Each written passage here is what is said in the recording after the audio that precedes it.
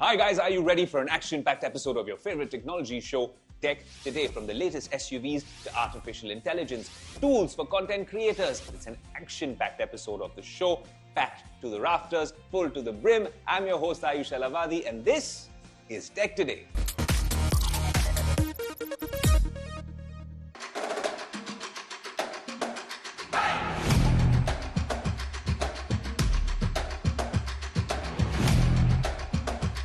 Smiling because I've been driving the Land Rover Discovery Sport 2024.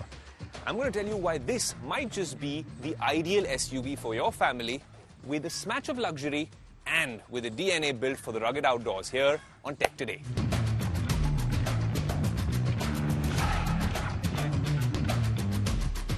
The Discovery is perhaps the most special of the entire lot here in India. One, because it's more affordable than the other ones. Two, what I've learned driving it is that because it's from the same family, there's a lot of features from Range Rover that come to this particular vehicle. Similarly, all the adventure, outdoors, off-roading sort of features that come from here and the Defender also find their way in the Range Rover, because we've gone with the Evoque, their smallest car built on a similar platform, even off-roading in the French vineyards, and it's done a fairly decent job. But this is the original one. Now, what's special about the car, I give you a little bit of a walkthrough, is actually in the back of the car. So, surprise for that, but the front looks lovely, very similar to how it did earlier as well. You have some of the cool shebangs that come from the JLR family. You have, of course, a headlight washer here in the front. A very, very bold look, commands the right sort of presence, and it's the right height with this air suspension as well. Gives you that sort of feeling that there's something here which makes it agile, bucket loads of torque, which you'll find out when we take it on the highway and then when we drive it in the city as well. These massive 19-inch alloys look amazing, and this is the sort of size that you need when you're taking this car for a road trip. Well, for the inside, I'm going to take you in shortly, but for now, there's only one word across this Land Rover family, which is minimalist, and if you don't want to use that word, reductionist. That's the design philosophy. We'll get there. Then there's a second row of seats. And guess what? And there's a little surprise, not in the second row, which seems fairly decent. When there's an Innova or another 7-seater, I usually offer to sit in the back seat. Reluctantly, but I'm being polite. Is this all right? For me, nearly 6 feet tall, can I get to the back? So this is how I get in. This is the real test. I'm going to get in and then get out. All right. Okay. All right. Okay. Why don't I pull this seat up? Honestly, I wouldn't be able to last. It's a little too, low for me. You can get a kid over here. The nice thing over here, though, is that there is, of course, a seat belt. You can also adjust the aircon vent, so it's not that claustrophobic. You have these small little safari windows over here. But I'm going to see what it's like really getting out of the car. Okay, so you can push it ahead this way. Let's see what it's like trying to get out. Not the most amazing experience, but look, you're getting this in a 7-seater and you can get the kids at the back. Just don't ask me to go at the back of the car. A 7-seater SUV, a luxury SUV, which can do a lot of off-roading stuff as well, go on those adventures, but with your family, and a focus on safety as well. If I open the boot, you'll see there's plenty of space. Right, you can see it right here. You can have your workout mat and whatnot. Let's move the spare stuff at the back. And you see right here, seat number 1, seat number 2. Get rid of this. There's way too much of baggage, because this can take and tow up to 3,000 plus kilos of a trailer if you want to. So then you don't need this space maybe, but if you do, then fold this back right here and also fold these guys as well. You can work out different configurations. Fold just this and this, fold all of these, and then just make it a 2-seater. There's so many things you can do with this car. And guess what? This is all available at its most affordable price point within the JLR family at nearly what? It starts off at 67 lakhs. This particular variant goes up to around 80 lakhs. It's still cheaper than before. There's a sort of a discount on this car. That means that it becomes cheaper than the X3, than the GLC. it's a no-brainer. I'm going to tell you about the verdict, but only after we've driven the car. So let me now take you to the front seat and then for a quick drive on-road, off-road, highway, maybe all the way to your heart in the Land Rover Discovery Sport. And the minute you sit in the car, you feel like this is a very accessible seat height and a commanding seat position.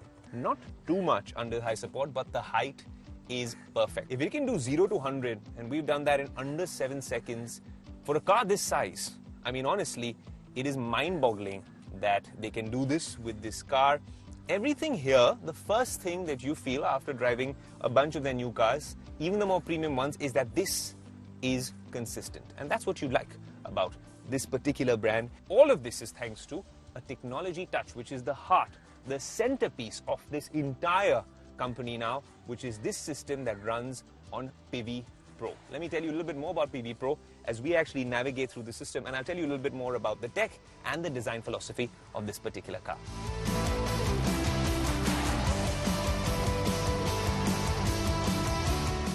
When you sit here, it's got this new steering wheel, which looks super smart with Discovery branding right here.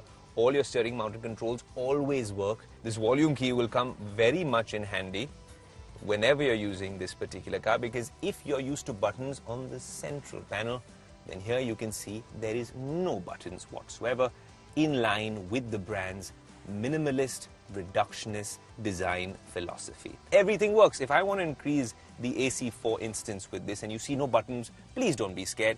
You keep this pressed, brilliant haptic, push it up and down. Honestly, once you get used to it, it's so much easier. In general, which you use in your house, all the off-roading capabilities right here. You got the compass, wheel info, weight sensing, and this modes. If you're good with this, and we've played around this with a lot, you have auto terrain response, off-road modes, eco mode, comfort mode, dynamic mode. I keep it on auto. That's great. The car knows exactly what to do. Can't wait to take this car on the road, but I'll tell you a little bit more about the tech of this car. Does this pass the tech check? It has a Meridian sound system, which sounds amazing. Wireless charging comes right over here, so let's see if that works, because it seems to work in all the other cars. I'll place it right here. Is it working? Is it working? Is it working? There you go. It takes a couple of seconds. You also have storage right over here. Limited storage here. But then you have lots of storage over here with the USB-C charging point. You also have the charging points at the back, and then you have 2 charging points over here as well. In the Defender, you get one in the front over here as well, but over here they've kept it absolutely minimalist in this new 2024 one. A little bit of this sort of leather-like feeling, feels nice. Oh, this is a little soft touch, and then a little bit of wood to make it nice and classy as well. If you look right over there, you have the Meridian speakers there, and that's standard now. Absolutely high quality premium sound, especially if you connect it with a good lossless audio device. It's amazing. The Land Rover Discovery Sport. True to its name, we've headed here into the hilly areas of Maharashtra just to test what this is like, because there's a nice mixture of roads. We have, of course, the highways, then we have the ghats, we have, well, a sort of an off-roading course as well, and we can slalom through it. Not much body roll, very, very planted. And when you want to accelerate and overtake, very reassuring that the car really supports you in this particular endeavor. And I think that's the beauty of the Land Rover Discovery Sport.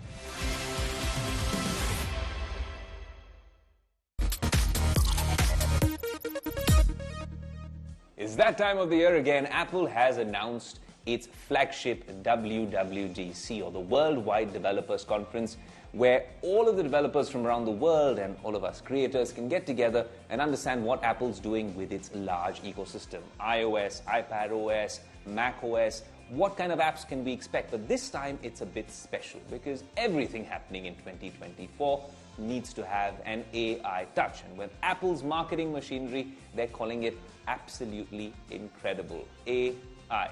Got that? Well, you will get that because we'll be covering it across Tech Today, across our platforms, across languages, and we'll be telling you what to expect at WWDC. It's a bit early. They've announced it for June 10th to June 14th. It's going to be happening at Cupertino, at Apple Park.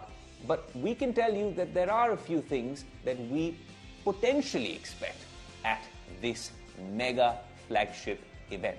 Here's a Tech Today special report.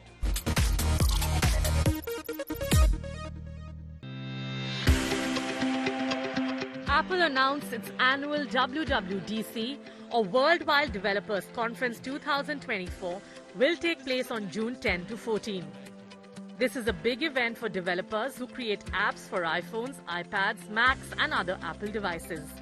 Every year, Apple unveils its upcoming updates and features for operating systems like iOS, iPadOS, macOS, watchOS and tvOS. This time it is even more special as Apple is going to announce its much-awaited AI strategy and features for consumers. This is a much-awaited announcement as rivals Samsung and Google have already rolled out their AI features in some of their handsets.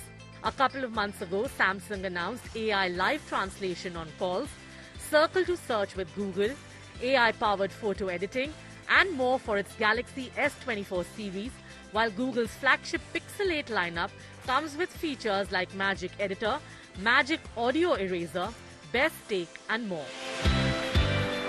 Reports suggest that instead of creating its own AI chatbot, Apple is in talks with Google for Gemini and OpenAI for GPT-4 integration with Apple devices for AI features. This could be a huge step for Apple and big tech.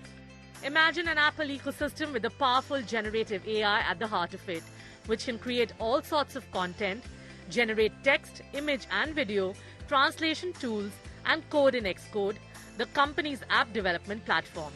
The iPhone might be the AI-powered remote control to the Apple ecosystem, which would mean iPads, MacBooks, HomePods, watches and AirPods would be able to leverage the strengths of an AI-enhanced ecosystem.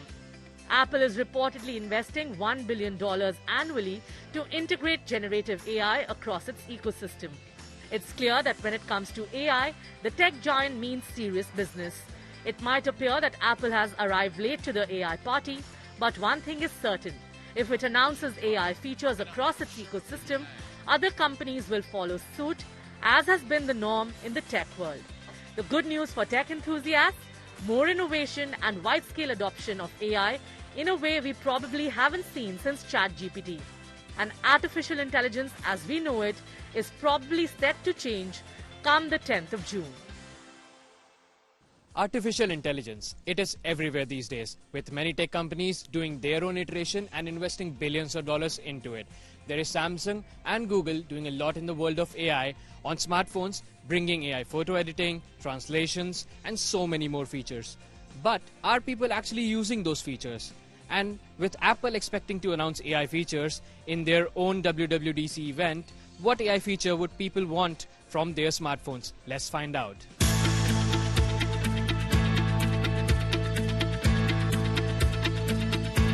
So do you use any AI features on your smartphone? I just recently discovered the Google Lens feature, and as a content writer it's pretty useful because we get a lot of documents and letters in Hindi which can be a real task to translate.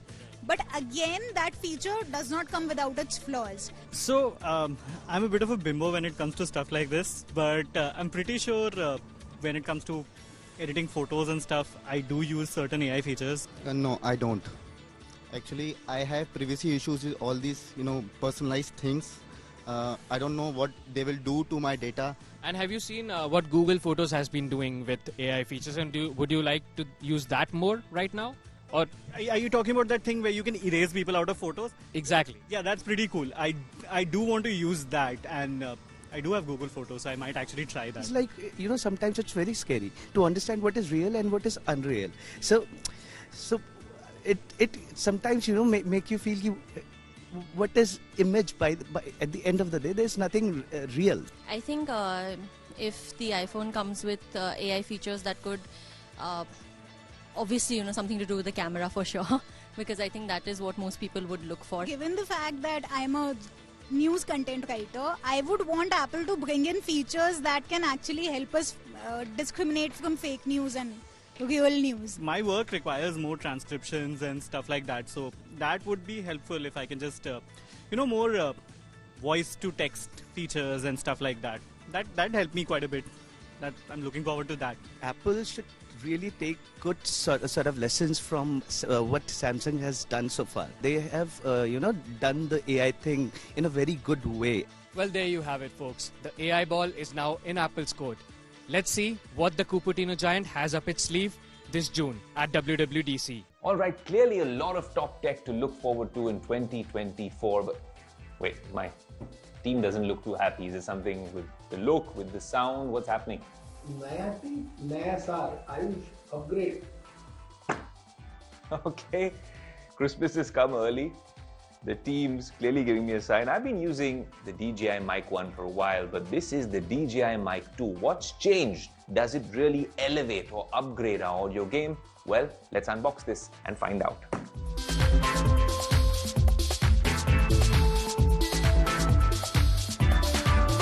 Okay, so finally the DJI Mic 2 is here on the sets of Tech Today. And because we believe in giving you everything in practice, experiential tech, I've already clipped it on.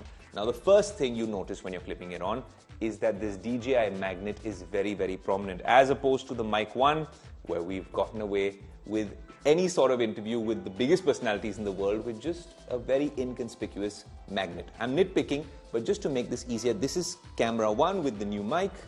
And because we want you to really enjoy what's happening on Tech Today the way we experiment, this is now the DJI Mic 1, what we've been using for a year, and all creators around the world have been using for a year. And this is the Mic 2. Is this better quality, or is this better quality sound? So of course, I'm going to tell you all about the features of the DJI Mic 2. This is going to be a game changer for creators, but there's only a couple of features that we have to talk about. The box is bigger. There's a small little change here, which is this lock. Earlier, this could flip open, perhaps fall, especially when we're shooting while we're driving on ice or we're skating somewhere, skydiving, bungee jumping. That was a scary feature. Here, you have a lock, which is one more fail-safe, and then a very similar setup on the inside. But now, when you look at the transmitter and receiver, things have changed. Now, the part which really connects to your device, again, you can connect this to your new iPhones, your old iPhones. You get much better quality sound on USB-C, and then you can connect it to your professional cameras as well. What's different with this particular new DJI Mic 2 versus the DJI Mic 1 is that now you get a little bit more operational time, 2-3 hours more. It connects directly using Bluetooth to your Bluetooth devices, especially DJI devices, so that's one catch. Most importantly, it now gets 32-bit float internal audio recording. What does that mean for dummies? Well, let's keep the geek lingo out of it. So in terms of operational time, you get 3 hours more on this mic, which can be a lifesaver for creators who are doing adventure stuff. But most importantly, 32-bit float internal recording. Does this sound confusing? Let me make it easier for you. If you're in a noisy environment or you have the faintest of sounds, this can potentially record a lot more audio of a much higher quality. Now, do you need that, or do you think this audio is good enough? But if you want this audio, and if you're really taking it on the edit table, if you're going to be editing your YouTube videos, you're doing a podcast, you're doing a vlog, this, the new DJI Mic 2, can do wonders. Most importantly, there's a special feature on this device, which is the power button. The minute you press it, it becomes a fainter green, right? What does that mean? That essentially means, and you'll see it right now on the camera, that noise suppression or noise cancellation has been turned on. What is that like in practice? Well, let me show you. So we're obviously in a controlled studio environment, but what I want to show you right now is if we introduce a little bit of noise and you're a creator or a podcaster, a vlogger or a journalist, and you want to suppress that, you're out reporting, and there's cacophony all around, then this was a limitation you had with the DJI Mic 1 versus what you can now do by pressing this button on the DJI Mic 2, which I'll do for you right now. Noise cancellation on. Let's hear this now. It's a much noisier environment, but I'm guessing you can hear me clearly. This is the sound suppression, the noise cancellation on the new DJI Mic, which might be quite a boon for creators like me. As opposed to this, the DJI Mic 1, we had an issue, even if you control the sound levels, with people talking all the time and us breaking the latest and greatest in tech. This is the audio we got until today. Well, this is what AI and noise cancellation can do on the ground. Well, there you go. You got a nice little understanding of how this works in practice.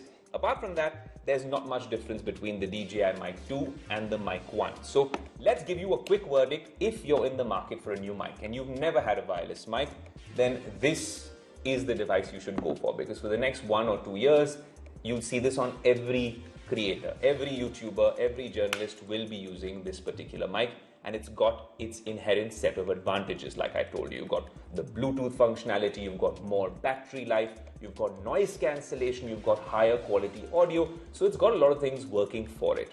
That said, honestly, if you have a lot of money to shell out, then it's all right, but this is nearly 25,000 rupees now in the Indian market.